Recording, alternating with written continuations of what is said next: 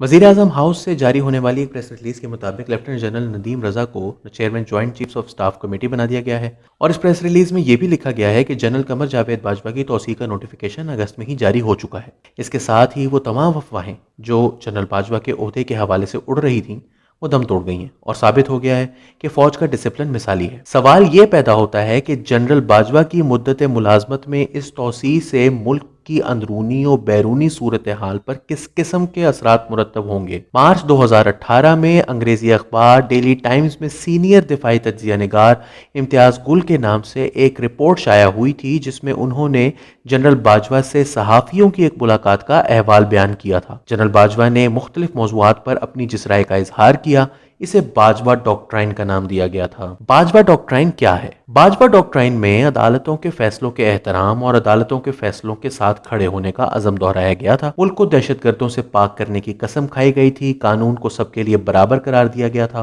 पाकिस्तानी फौज को सियासत से दूर रखने का अज़म जाहिर किया गया था।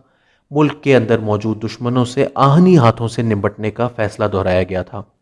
नेशनल एक्शन प्लान के 20 नुकात पर तंदही से अमल करने की बात की गई थी।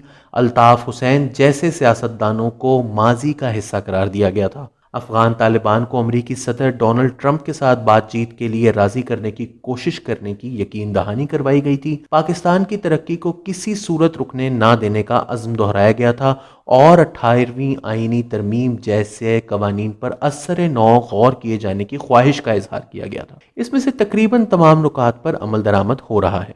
दूसरा सवाल यह है कि वज़ीर आज़म इमरान खान का मुस्तकबिल क्या है। वज़ीर आज़म इमरान खान और फौज के तर्जुमान मेजर जनरल आसिफ गफूर बारहा फरमा चुके हैं कि फौज और हुकूमत एक सफ़े पर है। अगर इसमें किसी को शक था तो वो अब दूर हो जाना चाहिए। ये मिसाली ताल्लुकात मुस्तकबिल करीब में तो बदलते दिखाई नहीं देते। खित्ते का मुस्तकबिल क्या है? जनरल बाजवा ने करतारपुर राहदारी खोली है। उन्होंने अफगानिस्तान के साथ तिजारत को भी दोबारा से खोला है। अब जबकि वो मजीद 3 साल बतौर आर्मी चीफ खिदमत अंजाम देंगे तो यकीनन इस सोच को खारजा पॉलिसी का लाजमी जुज बनवाएंगे। चीन और अमेरिका के दरमियान तवाज़ुन। वो पाकिस्तान आज भी चीन इक्तिसादी राहदारी को मुकम्मल करने के मिशन पर है। अलबत्ता जनरल बाजवा के दौर में अमेरिका से पाकिस्तान के ताल्लुकात में बड़ी हद तक बेहतरी आई है और चीन इसके बावजूद पाकिस्तान के साथ कंधे से कंधा मिलाए खड़ा है। इसे जनरल बाजवा की सिफारती मैदान में एक बड़ी कामयाबी करार दिया जाना चाहिए। मुल्की मईशत में फौज का किरदार। जनरल बाजवा मुल्की मईशत के हवाले से बयानात देते रहे हैं। मुल्की मईशत पर उनकी गहरी नजर है। गुज़िश्ता हुकूमत में भी उन्होंने मईशत के हवाले से अपने तहफ़्फ़ुज़ात का इजहार किया था। वो इस हुकूमत में भी मईशत पर बात कर चुके हैं और ताजरों से मामलात भी उन्होंने ही संभाले और ये यकीनी तौर पर कहा जा सकता है कि जनरल बाजवा मुल्की मईशत के इस्तेहकाम में दिलचस्पी लेते रहेंगे। अपोजिशन के साथ क्या होने जा रहा है? वज़ीर आज़म इमरान खान ने अपने मुखालिफिन पर अरसाए हयात तंग करने की जो कसम खाई थी वो बड़ी हद तक पूरी की है